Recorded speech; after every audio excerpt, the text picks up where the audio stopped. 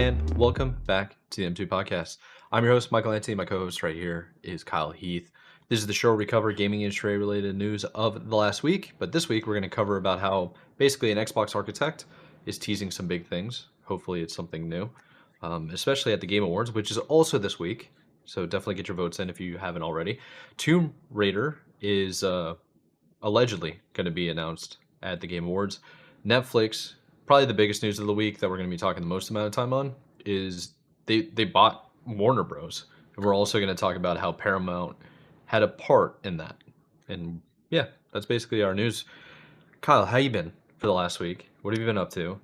And yeah, first of all, I know I complimented the Space Station Gaming jacket right before we started recording. I'm so jealous right now because see, I got the Cloud 9. I'm not hating on Cloud 9. It's Puma too. It's nice. Yeah, it's nice. But man, that beats mine for sure. And I'm Yeah, jealous dude. right now. Yeah, I got this. I bought like a huge space station. It's got a little logo on it. Bought like a huge like space station like merch.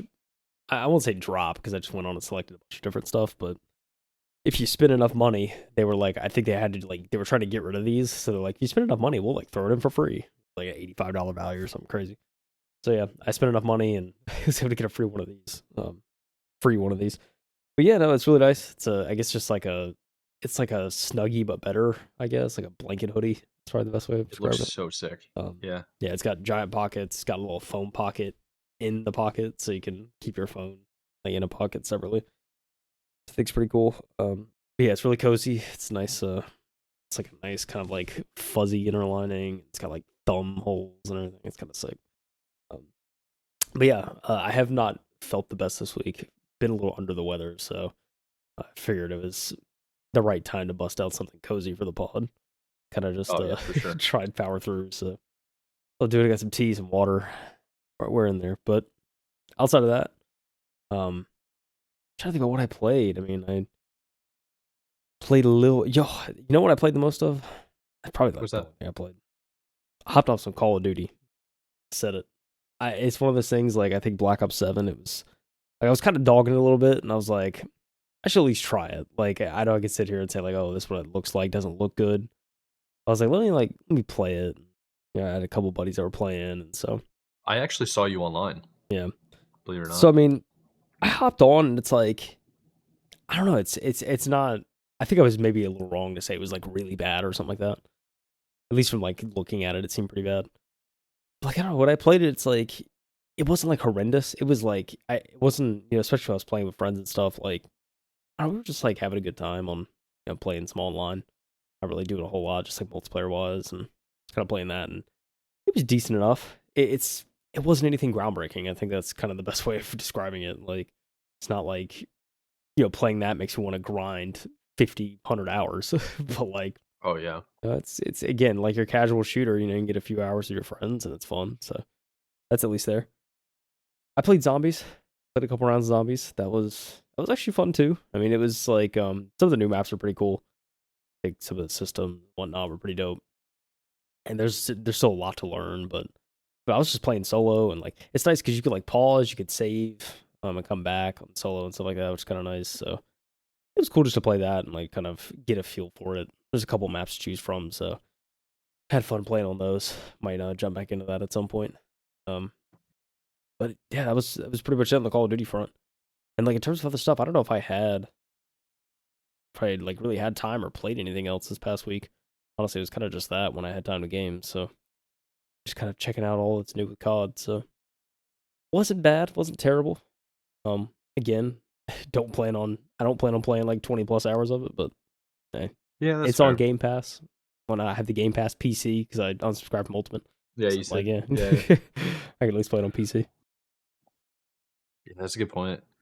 I basically did the same thing as you. I played on Game Pass for COD. I only play multiplayer. I was trying to like rank up my guns and stuff, but while I was ranking up my guns, um, I was having difficulty aiming. Did I talk to you about this? Like the aim response curve that's built into the game was conflicting with the PlayStation controller that I have. Oh yeah, I think you mentioned something like that.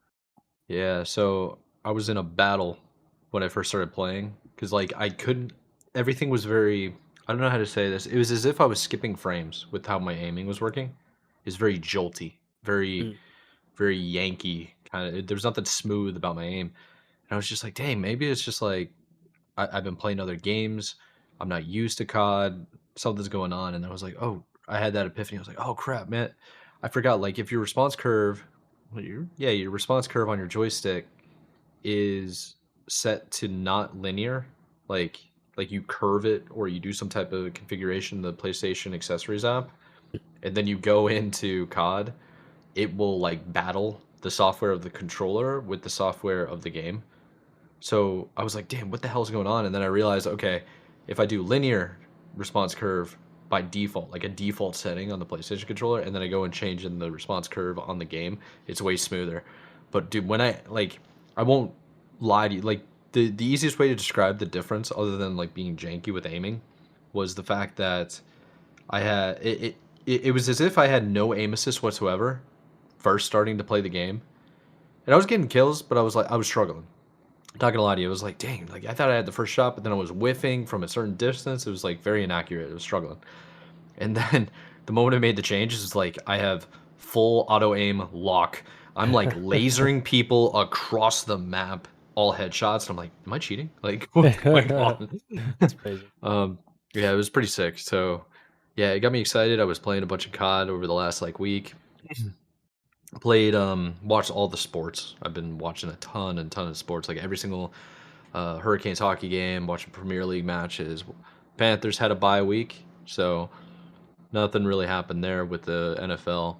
Made it into fantasy football playoffs, which is pretty sick. But then outside that, man, I always go back to the tried and true Halo 2 and the good old fashioned Rocket League. Rocket League gets me through a lot of like stuff. So I'm like buried at work as you know. And my escape, my release is like, man, let's just plug in the controller, throw on. I've been watching a lot of like YouTube movies. So I'll throw that up on one monitor and then I'll just game for like 30 to 45 minutes and then yeah, it's been cool, dude. And also watching like the Diddy documentary, watching tons of that on Netflix. It's been a good last week. Taking work out of the equation, it's been very like it's been cool. Yeah. Glad to hear that, Weather's dude. too cold though. And that's why I'm so jealous about your stupid hoodie right now. That's stupid. Dude, like, yeah, no, you're telling me it's like, I think I like went to the store last night to pick up a few things. I stepped outside, it was like 39 degrees. I was like, what is this? Oh, brother. I have a nice jacket though I'd like bought recently. It's really cozy, so yeah, I was It's wearing that. yeah, it's a little bit warmer around your parts than it is for me because I'm like higher elevation Yeah. and we're off the coast. Dude, it's been getting like 30s. At night, last night, my porch, my deck, frozen over with like, because the condensation has gotten so Yeah. bad, the temperature swing is so rapid that everything is just a foggy mess. I'm sure it's the same thing around you. Yeah. Um, Once that sun goes down, it's fog everywhere. But it's been cool. Yeah. Sure is. But I don't know, man. Well, Gotta tough it out, you know. That's what we have to do. it's a fact, man. But hey, how about we start diving into this week's articles?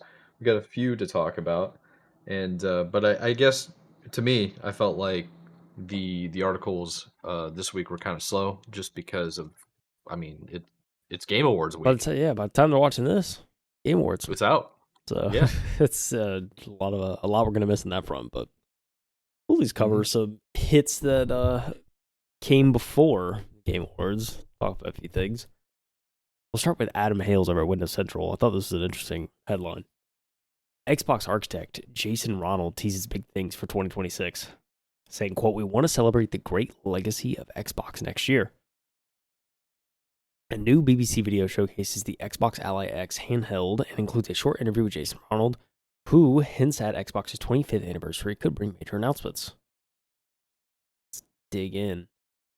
In a video, BBC's Tom Gherkin takes a close look at Xbox Ally X handheld, detailing the device and covering a lot of what we already know. Video offers a mix of hands-on testing and general impressions of how the gaming handheld performs across different PC titles, with the on-the-street footage showing how well it handles Game Pass, cloud gaming, and a range of Windows games. More interestingly, Jason Ronald, the VP of Xbox Gaming Devices and Ecosystem, also took the spotlight briefly to discuss the handheld and give a few small teases about what fans can expect from Xbox next year as it approaches 25th anniversary. Jason laments how now felt like the right time for Xbox to enter the handheld territory, stating, quote, "We're always thinking about what the future of gaming is and new ways for people to be able to play." He frames the current moment as the point where player behavior, industry trends, and technology finally align in a way that makes a handheld Xbox device viable for consumers. However, the most interesting comments were made when Gherkin questioned Jason directly on whether backwards compatibility would be expanded. He asked, "Child me would be so unhappy if I didn't press you on this point. Are you going to bring more original Xbox games to Game Pass in the future?" Jason gave a fairly ambiguous response, not saying a lot, but also saying enough to give me and many others hope. "I can't announce anything today, but in 2026, it's the 25th anniversary of Xbox, and we want to celebrate the great legacy and the history that we have with Xbox, as well as defining the future for where the Xbox ecosystem is going." He further goes on to add, "I can't confirm or deny what you're asking, but stay tuned. We have a lot of exciting things to share next year." It's not a lot, sure, but it's enough for me at least to have hope that we'll see some sort of expansion of backwards compatibility. And the Xbox's 25th anniversary around the corner, we might not have to wait much longer to find out. With so many Activision games now under the Xbox umbrella, that alone would make for a hefty addition if it ever happened. And then it talks about the Xbox LAX is $1,000 at Best Buy. Anyway, I mean, I didn't even think about this, but yeah, it's true. Xbox 25th anniversary is next year, and I can imagine I may have a few things lined up, but it's like I don't want to get too excited. I feel like when anniversaries come up, some people will tend to overhype them, and then they announce what they're doing, and it's just kind of like a letdown in a way. So, I don't know. What do you think, Mike? We get the Xbox. What is the like an Xbox remake or something? Like an Xbox the classic edition like Nintendo does with their consoles. And we'll probably get some like skins and like customizability. Sure, that would make a lot of sense, especially because like Xbox has that creator studio for the controllers. I would really like to see a more up to date Xbox Elite controller, something along that. Make it maybe modular or I don't know. Microsoft has always been a software company at the end of the day, but I would appreciate more hardware options when it comes to their products. Um, a lot of the times they've been having a stranglehold on the market for wireless. You have to have like an affiliation. So when you have third party controllers, they're all wired. I'd Yeah. like the option to have wireless as well. I don't really know. I think Xbox should try to go big for the 25th anniversary. I don't know what that means or what that's going to entail, though. You know, Yeah, yeah, that's the thing it's too. hard. It's like it is hard to say, I think. I think the easiest thing would be to do like a backwards compatibility thing with some games. That's kind of like that would be like the layup in my opinion. If they were to do something, it's like, okay, just do more Xbox games on just do more backwards compatible and make the most sense. 'Cause you wouldn't Yeah. have to make new hardware necessarily. But like it also makes me curious if Xbox is going to capitalize this at more than just games, kind of in a way. So I don't know. I think it'd be kind of hard to. I think it'd be cool to see like a remake of an Xbox or something, but or like a Xbox Classic kind of thing. But I just also think it's not really Microsoft's thing. So I'll be curious to see what they do. Oh, yeah. It could surprise us all. I don't know. Yeah, it's one of those wait and see. I don't know how to say it. It's like I wouldn't hold my breath. You know what I mean? Yeah. It's like what's actually good, what their plan is. I can't predict what they want to do anymore because I thought their whole business model was just to sell the Game Pass and like do a subscription based model. Yeah. Who knows? Maybe Original a lot of Duke the Elite. backlash. Original Yeah, Duke Elite. I mean they Yeah. did do that. they Uh, brought back the Duke controller and they put paddles at the top. Not paddles, bumpers at the top. yep. So I mean, yeah, be kind of funny to see that an actual, real size Duke. That's an Elite controller. yeah. How many people would actually like want to use it? Kind of interesting. I don't know. Then again, it's like we could go on controller talk too about like Elite controllers aren't the go-to for a lot of people now in competitive gaming, so it's kind of a whole thing. Yeah, I think a lot of people still go for like Scuff or Battle Beaver. Those make sense. They got really popular because of competitive shooters, competitive streamers as well. It's just I would like more specific IPs from Xbox that are more affordable than those third party manufacturers, and having that ability to just get straight from Xbox and getting that warranty might be best. But the unfortunately the reality is that those Elite controllers really aren't that good. They Yeah, break kind of easily. exactly. But if they can replace, they can make it so it's so easily replaceable, like different parts, that would be better. I think it would be too. So I'll be curious to see if they pursue something like that, a better controller architecture. But I don't know, mate. 25th anniversary. If not now, then when? You know what I'm saying? That's Make what I'm some better saying, dude. hardware. Like maybe a throwback. I could see them doing a Xbox Series X themed original Xbox That was what I console. was thinking too. Yeah, something like that would make Yeah, sense. that makes a lot of sense. It's easy to do. You're just changing the decals, the Yeah, plates exactly. on the box. You're not really changing anything Yeah, else. I could see a limited edition, whatever. So Yeah, it'd be cool though. yeah, it should be interesting. Yeah, not too much to glean off of it, but and now it's got me excited for what 2026 could offer in the Xbox realm. So there's that. They got to do something because they got cooked in Sure did, 2024. man. They got to You, step it up. you need Fable to come out, dog. Come on. Maybe that's what they pushed it out for. We got to do it for the anniversary. Yeah, there you go. A Right. Fable themed console, Fable themed controller. Yeah. Exactly. So I don't know, man. We'll All right, see. Should move on. shall we begin? All right, Tomb Raider. I'm excited about this one. So I'm a big fan of Tomb Raider. Did you ever play the games? Puzzle games? I think I played a little bit of like 3, the old version of 3. Dude, That was it. they're pretty solid. But They have a decent story. They're beautiful looking too, and it's just overall like it's pretty cool. I mean, it's Indiana Jones, but it's Lara Croft instead, yeah. and she's not fighting Nazis, but it's still cool. Um, yes. Anyways, so Tomb Raider will be at the Game Awards this week on Friday. Game Awards, check it out. Tomb Raider will be at the Game Awards this week. Which Tomb Raider, you ask? The game or the show? We don't know, but maybe both. This article is written by Rebecca Valentine over at IGN, by the way. So there was a tweet. There's a tweet that quote tweets another tweet.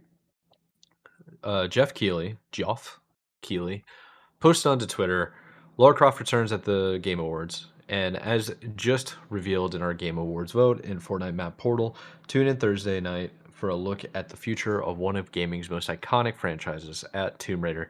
This is one you won't want to miss. And then has like a cool little graphic about the announcement. And then Lara Croft, Tomb Raider says, Lara Croft returns for a moment you cannot miss. Catch Tomb Raider live at the Game Awards on December 11th. So everybody's trying to promote it. It's pretty sick. Yeah, so what could be shown? There are few possibilities. The first and most likely is that we're about to see the Tomb Raider game that's been in development at Crystal Dynamics for several years now. First announced in 2022. I remember that as well. I've been waiting a while for this game to come out. We have yet to actually see this game in action, though we did get a quick look or a look at the Lara Croft redesign last year. And there's a hyperlink for this if you guys want to check out. Just look in the description, you'll see it. There is a Tomb Raider, The Legend of Lara Croft, the TV show as well. So one could forgive Crystal Dynamics for being so quiet the last 3 years, though, as the studio has been through it. Shortly before the announcement, Embracer Group purchased the studio and the franchise from Square Enix. Then it sold both off to Middle Earth Enterprises in 2024.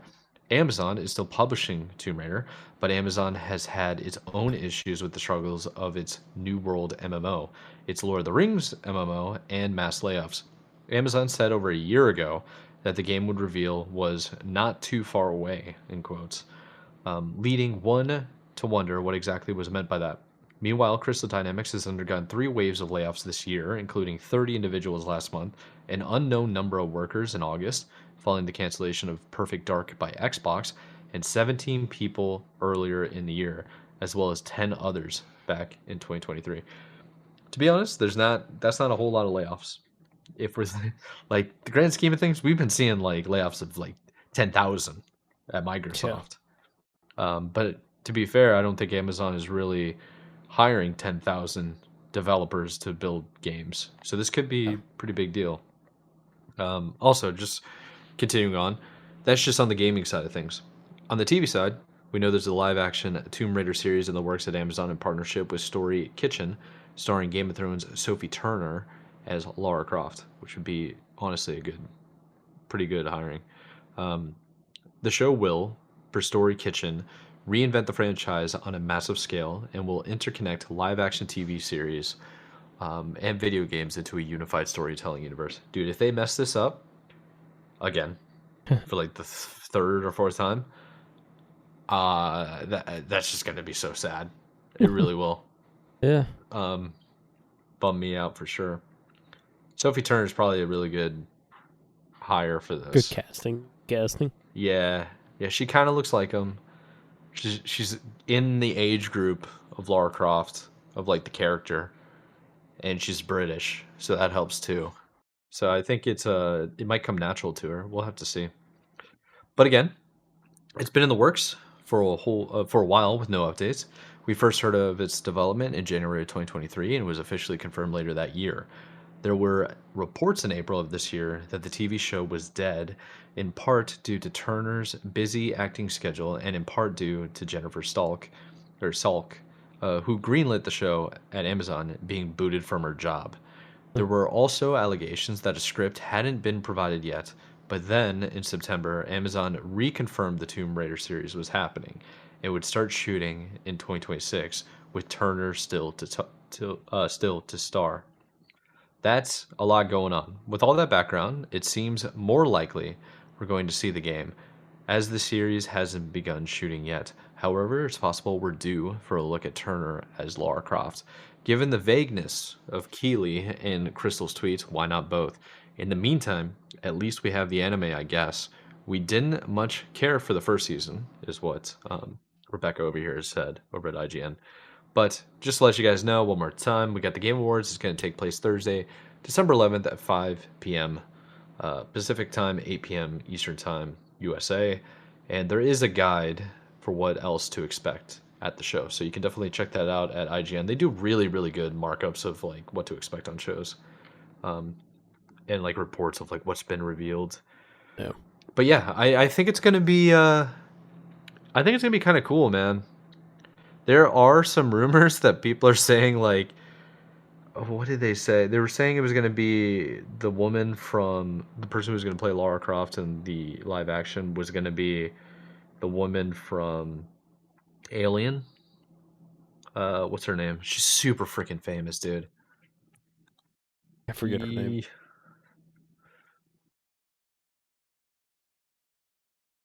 Searching.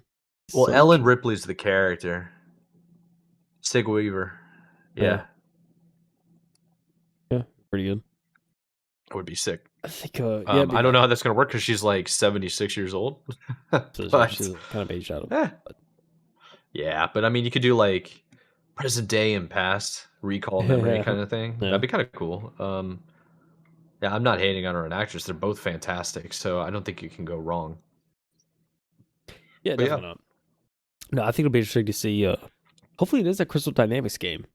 It's kind of what I'm hoping for, honestly, because I think it'll be pretty sick. Obviously, by the time this comes out, everyone will know. But I don't know, just like thinking about it, it's like, yeah, it'd be pretty sick to get like a new Tomb Raider. I think it's been a while, and like the most recent Tomb Raider games, I don't think were like particularly bad. So I don't know, it'd be cool to kind of continue the run, you know.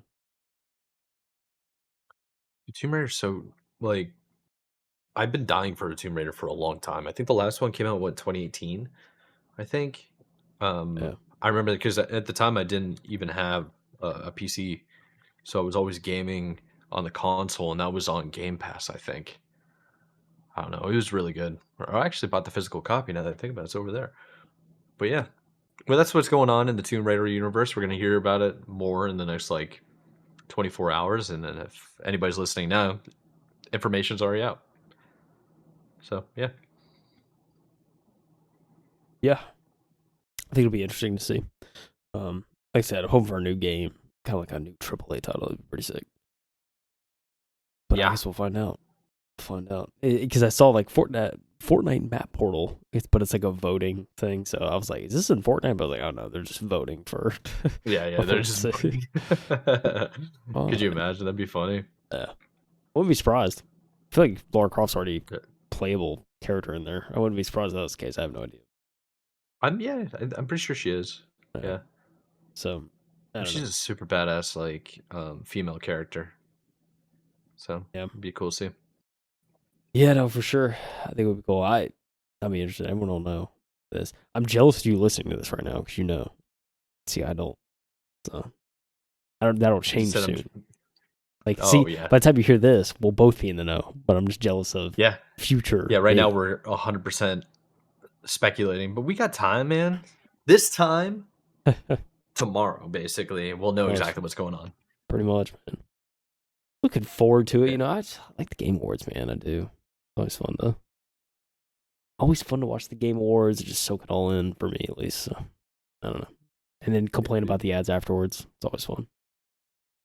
Speaking of ads, I did just see with the Game Awards, apparently it's going to cost $1 million to have a 3-minute trailer at the Game Awards. Like and the studios that were nominated.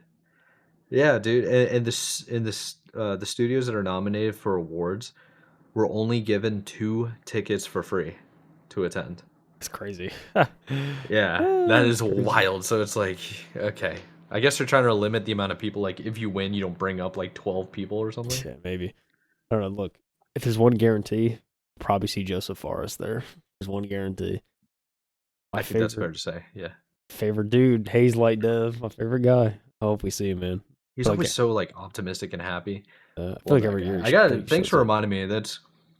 So I'm going to be getting a TV at some point in the next 2 weeks, and when that happens, brother, I gotta finish Split Fiction.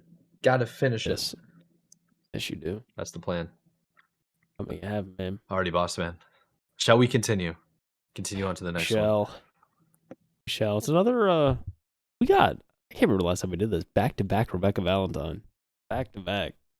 IGN. Yeah, back to back to back. Look at that. Back to back. All right. Kind of a quick hitter. Let's get into it. Get Rebecca Valentine, IGN. Take-Two hires former Perfect Dark leads for brand new 2K studio. Take-Two.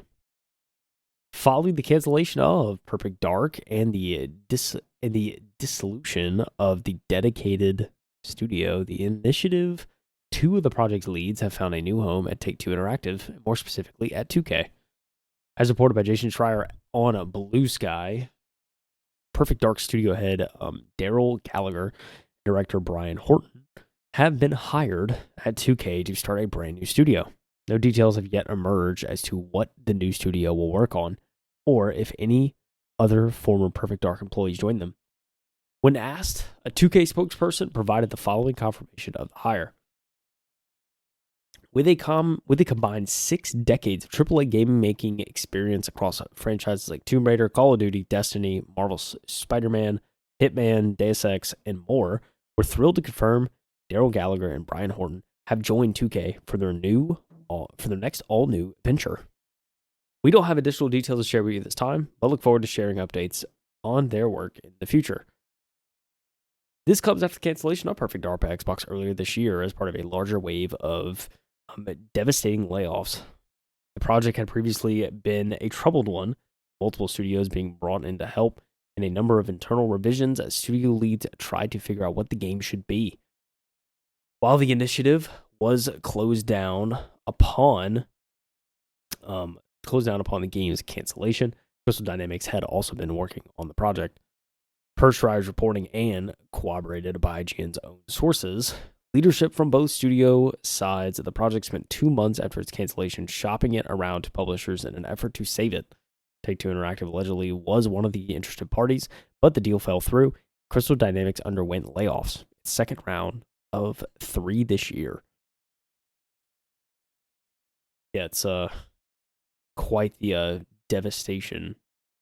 Perfect Dark. I was looking forward to Another that Perfect Dark game, even though it was like in like development hell. I was still looking forward to seeing what it would be, what it could be. So yeah, for it to fall through really sucked. But it's interesting that I had no idea they kind of shopped it around, tried to save it. Would have been cool to if it was saved, but it seems like now it's just like, all right, just let's move on to the next thing. breaking my heart, man, because I like really wanted to play that game. I don't think it's gonna be completely gone. Perfect Dark is a huge IP for everybody over the age of like 40. But if it ever comes back, I do think the younger generations would like it a lot. Um, it's tough, man. It's really tough because a lot of people are nostalgic with it, and Yeah. if they can't properly remember or accept the fact that like times change, it's not exactly the same. You can't recreate the magic, but you can at least enjoy a new game with the new IP. That'd be nice. Yeah. Yeah, certainly. And I agree. It's like it would have been really nice to get that. So I mean, look, it is cool though that these two individuals are starting to two developer legends starting a new studio. Yeah. Are working 2K. I think it's gonna be interesting. It's cool that people like this with this much experience are still kind of hungry for more. So it'll be interesting Yeah. to see what they turn up. But I think it's cool to see. It's like, hey, Perfect Heart may not have worked, but let's try. Maybe we can do a new IP or try and reboot something else. Now you have options. So we'll certainly see how this turns out. It's good to hear though. All right, 6. So that one came from Rebecca over at IGN, and I guess we'll go to last article. Yeah, we're gonna keep the episodes kind of short. It seems. It's be probably a short one this week, but without Game Award stuff, Yeah. we deliver you something quick hitting.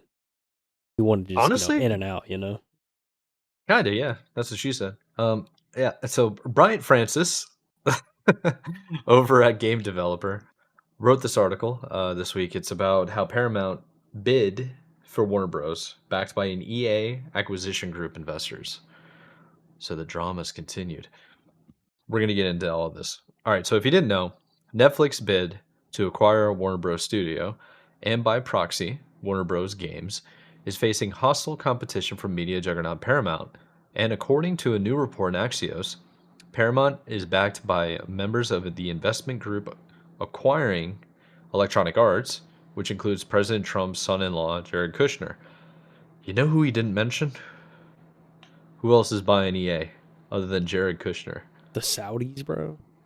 The Saudis, The bro. Saudis. The Crown Prince. He does mention it a little bit later down here. The Saudi Arabia's Public Investment Fund (PIF). All right. So since Warner Bros. Put it up for sale, the now David Ellison-led Paramount has been jockeying to scoop up the studio that owns CNN, DC, and huge film franchises like The Lord of the Rings, Harry Potter, and Wicked. So Netflix and Comcast were the two other major bidders. In the last week, Netflix seemed to win the race. Yikes. I've been meaning to. There's a couple of videos online about what the Netflix and Warner Bros. Acquisition means and how that's actually going to play out. I'm probably going to look into that later to get a full rundown. But let's continue on. But Paramount, in an unusual move, protested the process and rallied over the weekend to launch a hostile takeover, offering a $108 billion deal at $30 per stock, slightly ahead of Netflix's $82.7 billion deal. That is not slightly, that's a lot. That's significant. That's it's a lot. It's 20% more, brother. It's huge. Um, wow. Okay. So it is also attempting to purchase all of Warner Bros. Discovery, not just Warner Bros. Studio assets. Axios unearthed a Securities and Exchange Commission (SEC) filing that showed the Kushner-owned Affinity Partners, Saudi Arabia Public Investment Fund, and investment groups representing Abu Dhabi and Qatar are backing Paramount's offer. The PIF and Affinity Partners are both among the joint group of investors purchasing Electronic Arts. Dude, could you imagine? Everything's about to be owned by the Dude, Saudi this Investment is Fund. kind of crazy, man. About to own it all, Capitalism, apparently. brother. Oof. Capitalism runs wild at this point, brother. You just it is a kill or be killed world when it comes to capitalism, and they want everything. And if they get more money, they'll just keep going. Then you won't have anything. All right. Anyways, these new partners have agreed to forego, in quotes, forego any governing rights, including board representation associated with their non-voting equity investments. A media acquisition again becomes deeply political. Interestingly, Chinese corporate conglomerate Tencent itself is a huge player in the video game industry, had apparently been a previous financial partner in its offer to Warner Bros. Discovery investors. As with the EA acquisition, Kushner's involvement brings the gravity of national politics to the world of entertainment and media. But Paramount's bid was already deeply political in nature.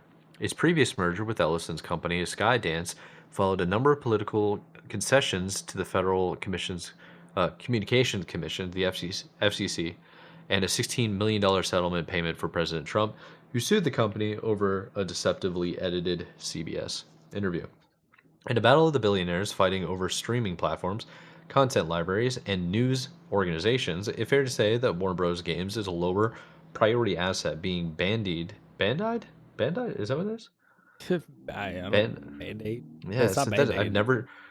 Brother, let me tell you something about Bryant Francis over here. This senior editor, he read a lot of books growing up, and I didn't, and he's making me sound stupid, and I don't like it. Uh, I'm just joking.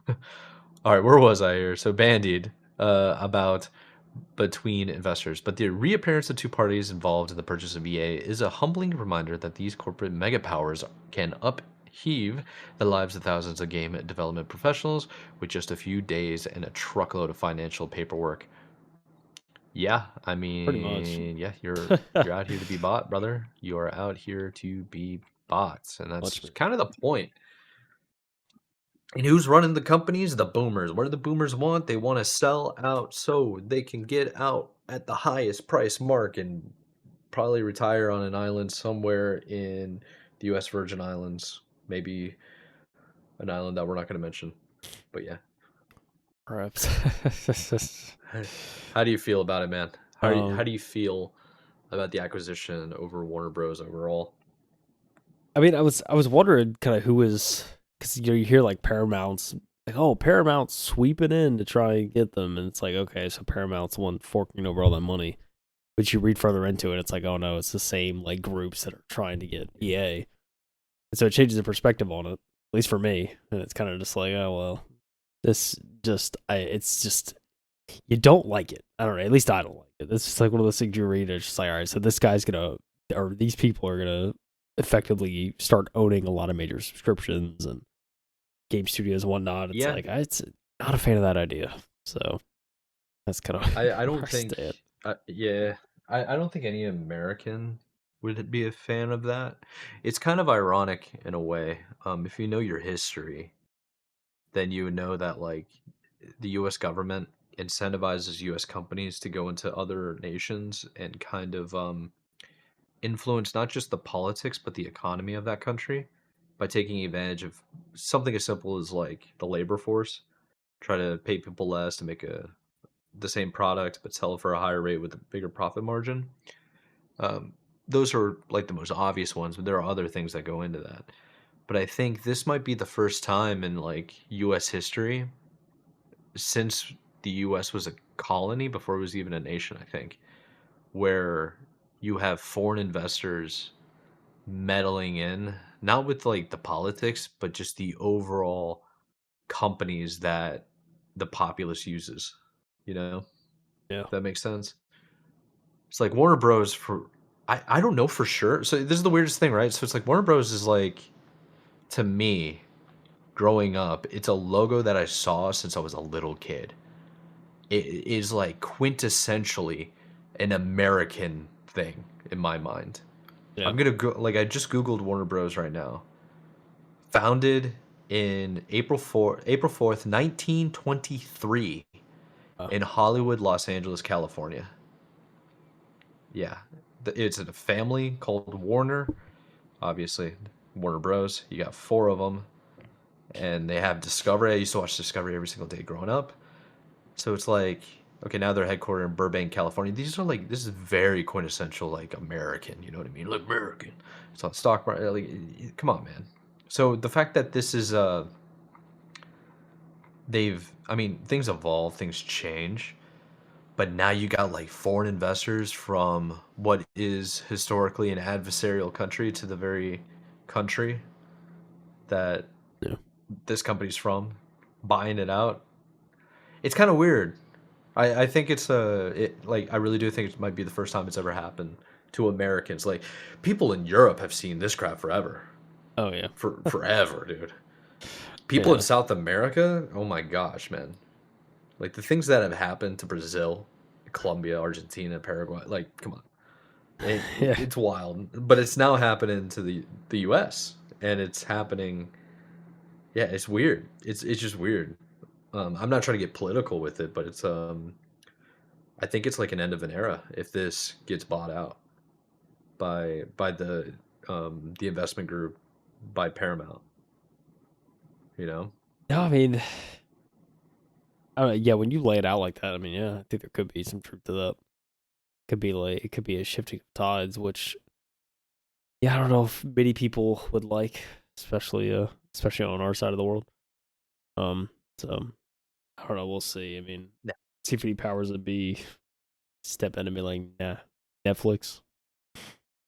I didn't see. I don't think the article mentioned it.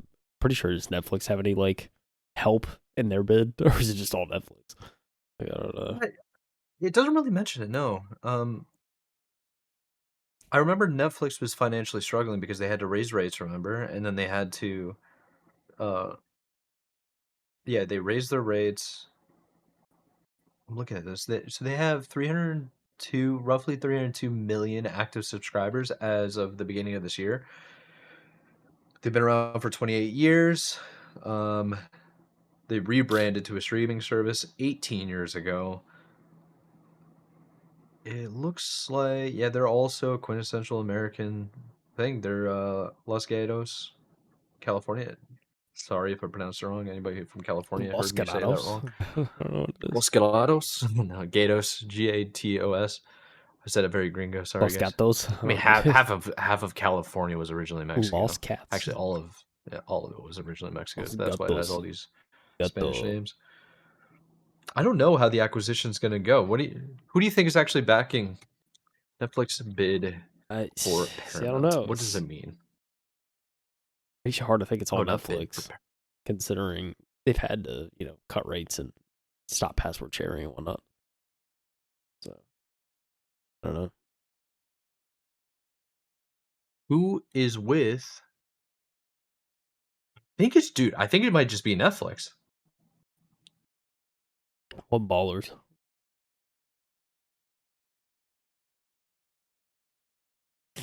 Just the flicks. Oh wow! So this is. Oh, I'm looking into this now. So breaking news. Do we still have the ticker going Yeah. underneath? Nice. Okay, so breaking news. I guess the CEO for Netflix. No, the Paramount CEO got angered about the Warner Brothers rejecting the initial offer, and then walked in, like stormed in allegedly, and basically offered 108 billion, Jeez. and then went straight to the shareholders instead of the board to basically do a hostile takeover, which is Gosh. wild. That's After insane. Netflix was already agreed to sign on and pay for that 83 billion. So that's why when I read hostile takeover, whatever, that's what that meant. Jeez. That's what it meant, yeah. About 72 billion equity value. Um, I don't think Warner Brothers is worth as much. Well, I mean, Yeah, I yeah. get, yeah, They have some big dude. IPs, Nobody but knows what. Yeah, they got massive it's IPs, hard to but it's value that like stuff. it's all speculation. That's the Yeah. problem. I feel like it's just hard to value that stuff. But Odd, odd. I'm trying to find U.S. streaming services, Netflix. Yeah, okay. This is actually wild. If what the f, man? So U.S. streaming market. This is only the United States. Obviously, it's different elsewhere. Amazon Prime has 22% of the market. Netflix has 21%. Disney Plus and Hulu have 20%, and then HBO Max has 13%. So if Netflix, dude, buys Warner Brothers, then they get all those insane amount of IPs plus the rights to do the video games because they do Netflix gaming now. But Paramount gets it, then that basically means that Paramount will have like 40% of the market, wouldn't it? Because Something isn't crazy. Paramount? It's so stupid. Like one guy owns like 6 different platforms that we have to use. Yeah, Yeah, it's crazy. I might crash out in the pod and start Same. yelling at billionaires, but it's kind of It's crazy. ridiculous out here, It man. really is. Yeah, It's insane. Yeah. wild, dude. If I think any more about it, I might start crashing out. Yeah. Oh, that's fair enough. So And yeah, you're it's tired. Well, not tired. You're sick. yeah, no, dude. My man's sick. These monopolies, man, it's crazy. Yeah, I always Yeah. think about the Disney, the Disney graphic, my favorite one, where it's like giant Disney Oh, how thing, and it's everything they own. And it's just like, wow. they own So, everything, man. everything. It's kind of sad. It's always the funny. Okay, do I say it? Yeah, I'll say it. It's always funny to me that people are like so gung ho capitalists and stuff like this, and they're all like, "We got some more support small businesses." I had a buddy who started a brewery, in the state of North Carolina, and one of the things that people don't understand about the state of North Carolina is we have a lot of breweries here, a lot of microbreweries. It might be similar in Kentucky, how you can't make bourbon whiskey or bourbon outside of Kentucky. Any bourbon that's made outside of Kentucky, United States, is called bourbon whiskey. It's not called bourbon. So there's a Kentucky bourbon that's from Kentucky. Interesting.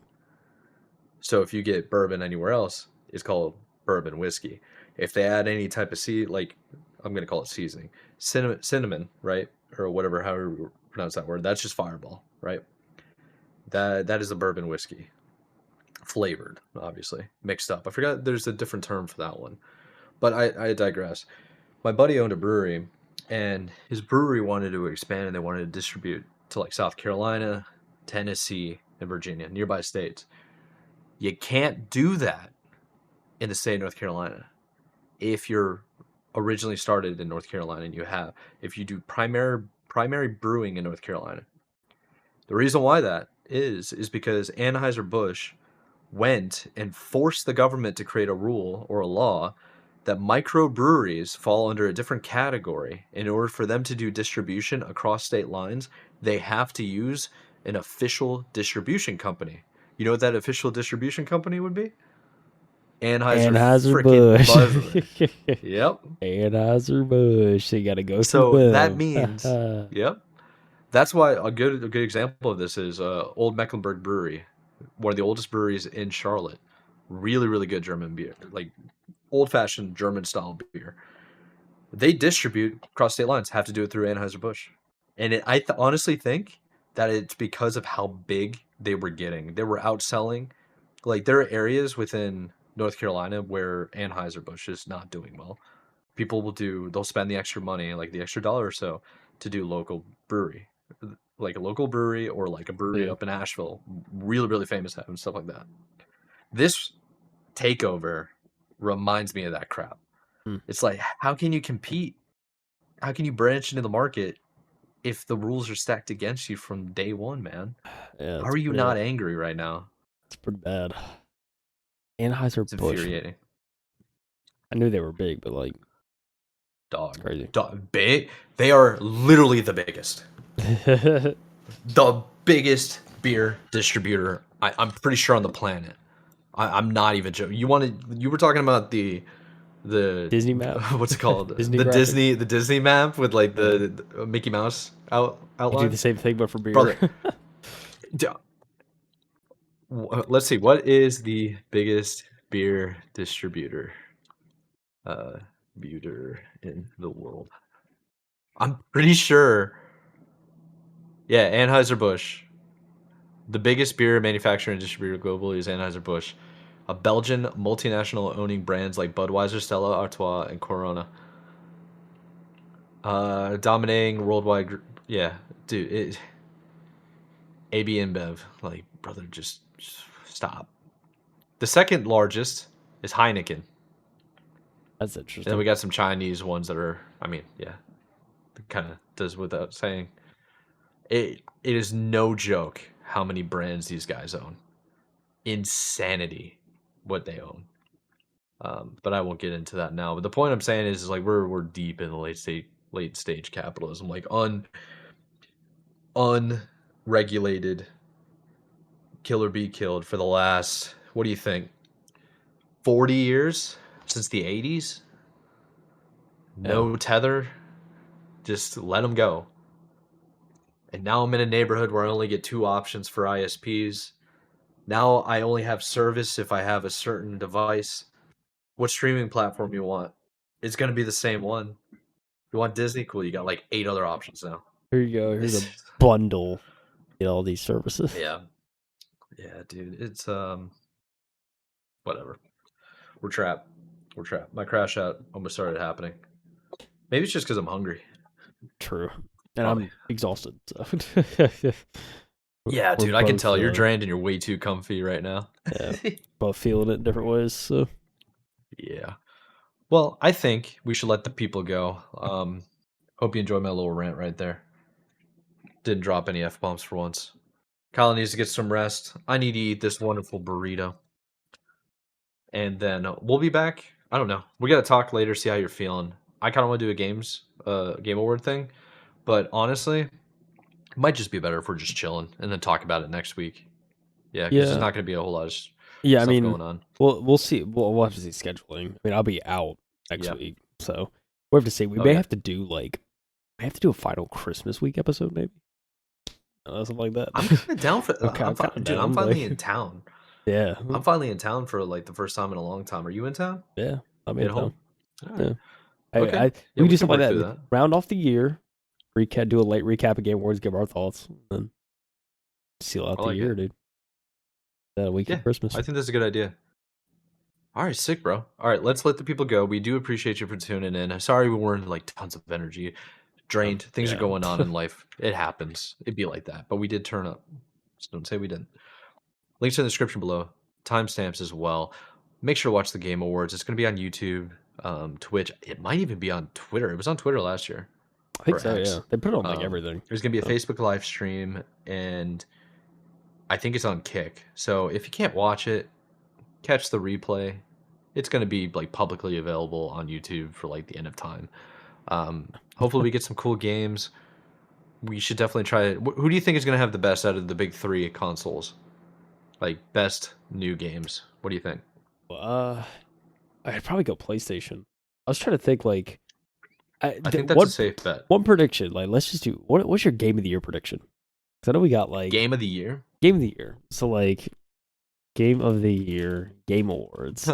We could just go over that one. Like what are the nominees this year? Because I know one for sure. Yeah. So I won't show it. I'll just go through it. So our nominees for Game of the Year, you got Clair Obscur, Expedition 33, Death Stranding 2, Donkey Kong Bonanza, Hades 2, Hollow Knight Silksong, and then Kingdom Come Deliverance 2. Those are your Game of the Year's nominees. I like the one I think might win it. The one I'm thinking, small indie studio, indie-ish studio under Xbox. You think it's Supergiant? No, Hollow Knight. No one really expected it to be like, they were like, oh, they kind of hoped it was good, but no one really thought it was going to be good. And then it blew everything out of the water, highest Metacritic score of the year, everything. Clair Obscur, Expedition 33 could win, I think. Because it's just like, came out of nowhere. Oh, it took over everybody's life. Yeah, like people will say it's the best story of the year easily. So a lot of people are saying like, it's just really well made for a small studio. And it was a win for Xbox because they published it. So I don't know. For me, looking at this list, I'm like, it's probably going to be Clair Obscur. And if not, like I don't know. The dark horse pick would be Kingdom Come, I think, Deliverance 2, but I don't think it's going to win. Oh, dude, yeah. Like it was really good. I still think I think it gets edged out by Expedition 33, but I don't know I because I think it's just either Hollow Knight or I think it's Expedition 33 or Hollow Knight. yeah. Hollow Knight Silk Song. I mean, it was a game everyone's been wanting for years, so Yeah. certainly wouldn't surprise me. But then Yeah, again, this one's gonna be weird, man. I don't know. Knowing the Game Awards, I really it's probably hope gonna be so. Donkey Kong Bonanza. Let's be honest. It's just, I don't When know. was the last time like Nintendo It's won? like They Zelda, should have maybe. won with yeah, I think Breath of the Wild. They should have won with Tears of the Kingdom. That kind of irritated me that they didn't, but I guess whatever. Yeah. So Huh. I mean, you go through all the.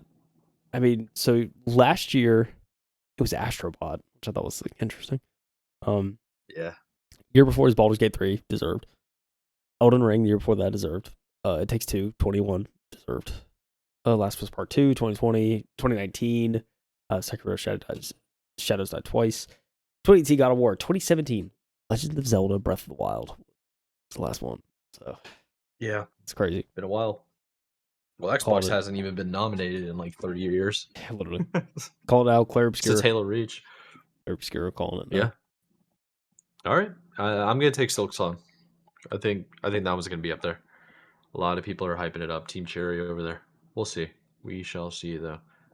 It's gonna be good to recover and like watch the show. Starts at 8 o'clock our time tomorrow. Yeah, we record on Wednesdays if you didn't know. But yeah, let's let the people go. I like your prediction. We'll see who wins. It'd be nice. All right, Oh, man. yeah. Um, yeah, quick recap.